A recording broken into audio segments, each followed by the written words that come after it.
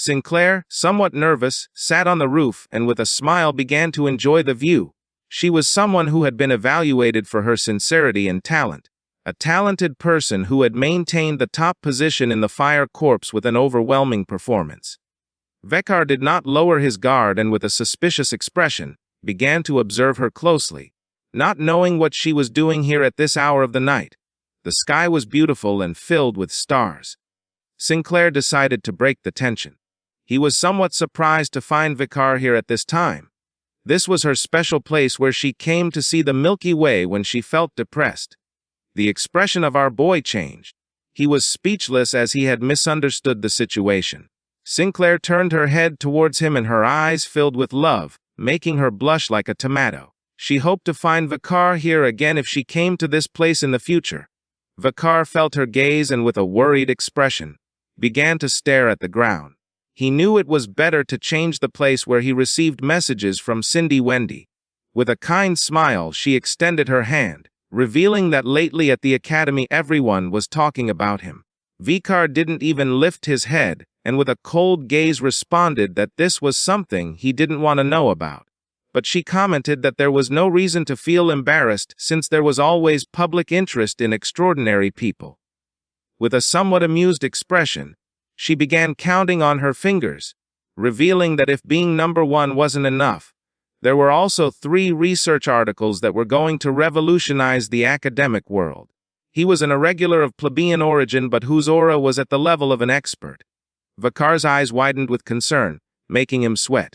Sinclair also commented that in many ways, he was someone who intimidated his peers. Our boy sighed and revealed that grades were nothing more than something useless, so he advised her not to worry too much about them. Sinclair tilted her head to one side and her mind filled with confusion. She couldn't believe that grades didn't matter in an academy. Vekar was more aware than anyone that money, power, honor would soon become useless things. When the era of destruction began, all existing order would collapse, giving rise to an era where the only thing that mattered was survival. With a smile, she admitted that Vekar spoke as if he had lived a long time and seemed like an old man. This sparked curiosity in our boy. He was somewhat surprised to see this, according to him. She was somewhat intelligent. Sinclair decided to change the subject and with a curious gaze asked what Vekar was going to do after midterms. In response, he started showing one finger and with a confident expression mentioned that he was going to train his back and lower body.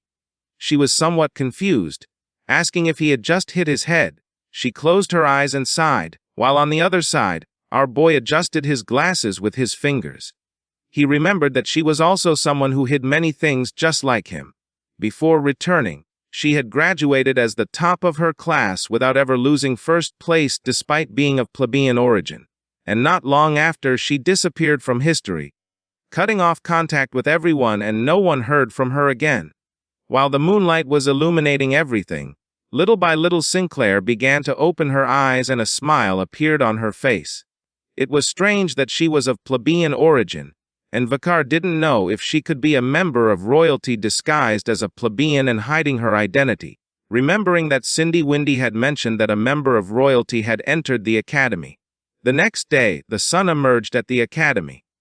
Tudor, who had just gotten up, began to stretch his arms and let out a sigh of exhaustion since he never thought the exam period would be so long.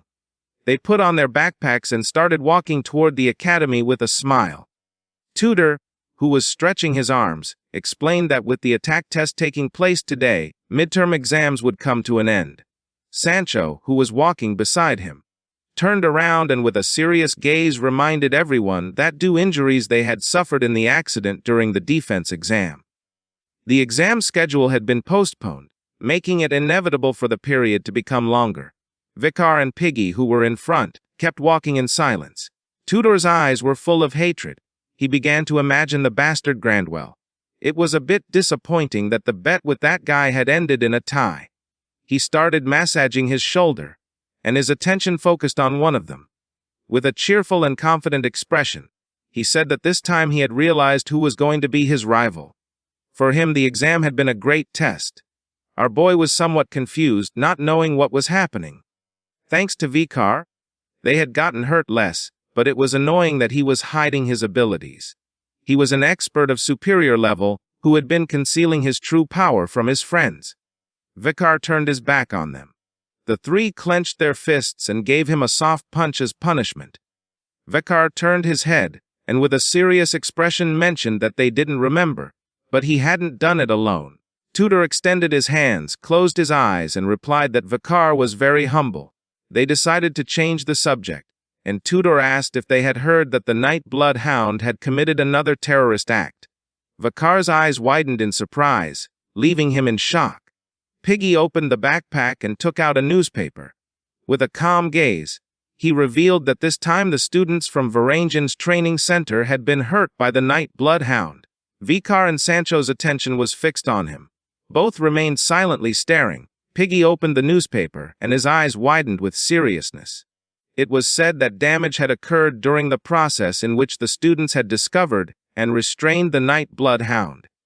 According to the latest news, the Nightblood Hound had committed endless evil actions.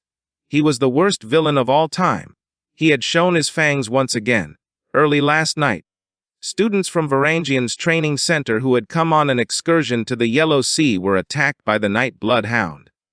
Suffering great damage, 10 people were slightly injured, and 10 people were seriously injured, among them being the head of Varangian's training center. They started talking among themselves. Sancho crossed his arms and asked if the scope of activity of the Nightblood Hound was not being expanded. Piggy, who was reading the newspaper, mentioned that nowadays there were people who supported someone like him.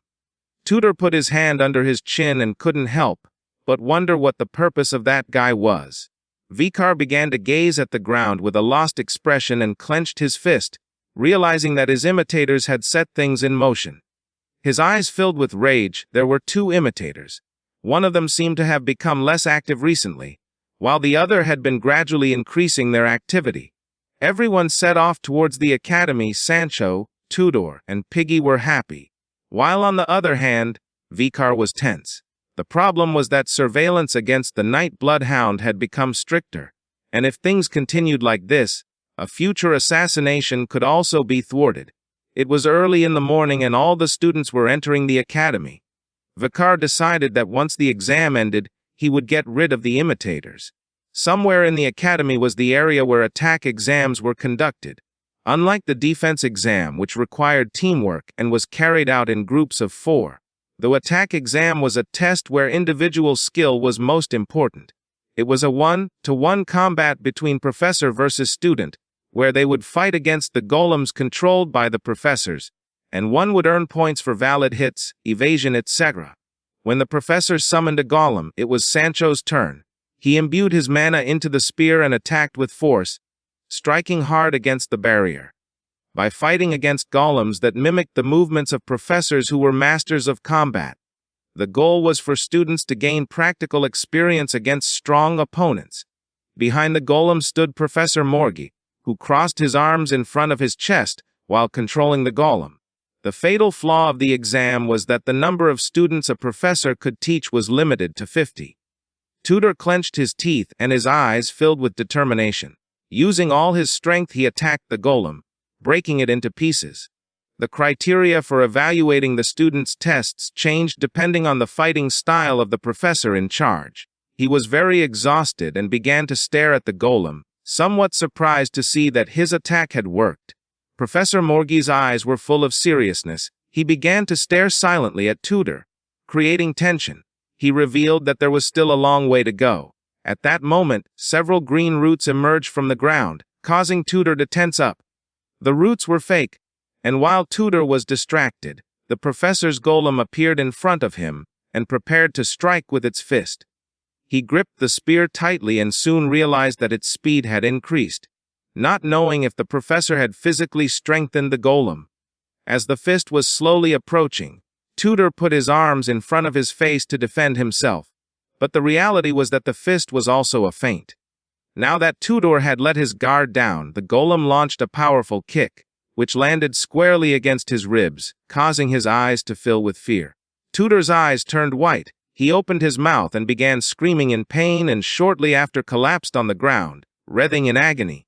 The golem stood before him, and the professor mentioned that he shouldn't have thought he couldn't use fists and feet just because he was a mage. The golem gave Tutor a hand and helped him to stand up. The only purpose of a fight was victory. He had to remember that. Even as a mage, one must use their fists, feet, and teeth to win. Tutor thanked the professor. The total points were calculated, and all the students went to the stadium, and Tutor, who was somewhat exhausted, sat down. From Ice Corps Class A, Cadet Tutor Lamanchodon Quijot, evaluated by Professor Venci Mork, managed to land 12 attacks, execute 20 dodges, block 3 attacks, and score 0 critical hits, obtaining a total of 35 points. Bianca was in shock and somewhat confused.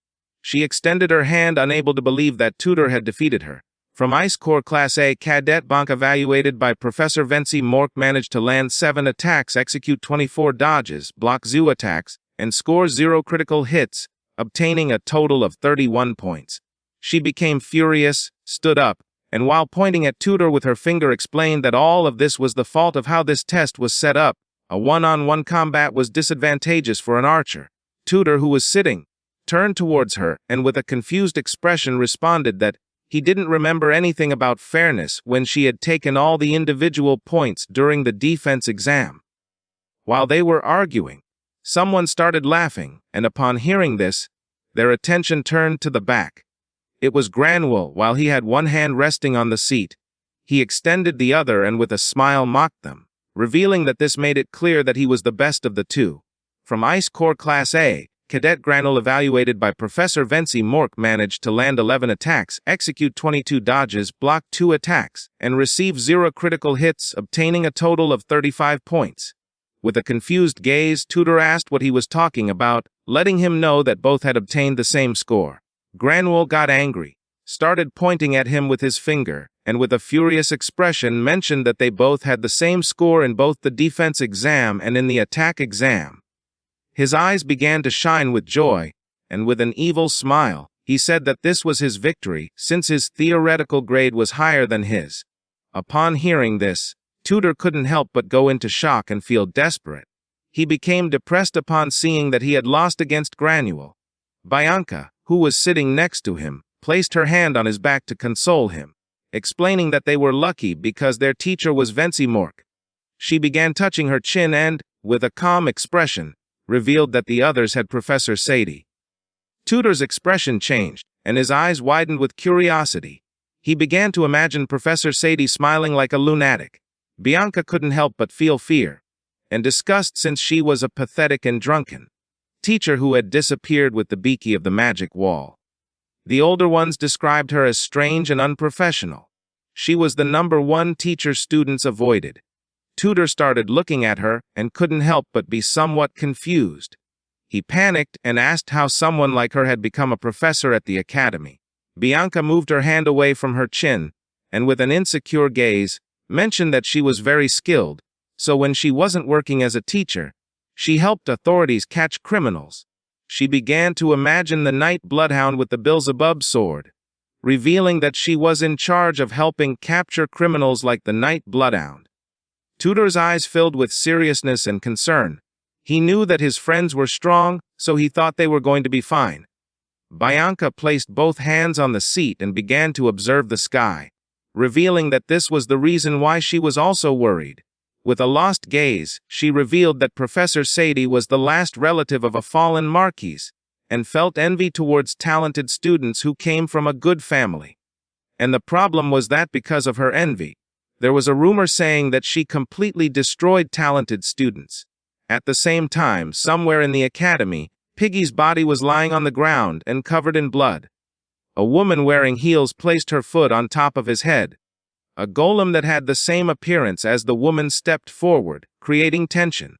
In front of her were several students. They were in shock and very scared to see that another student had fainted. They could not believe this was truly a test.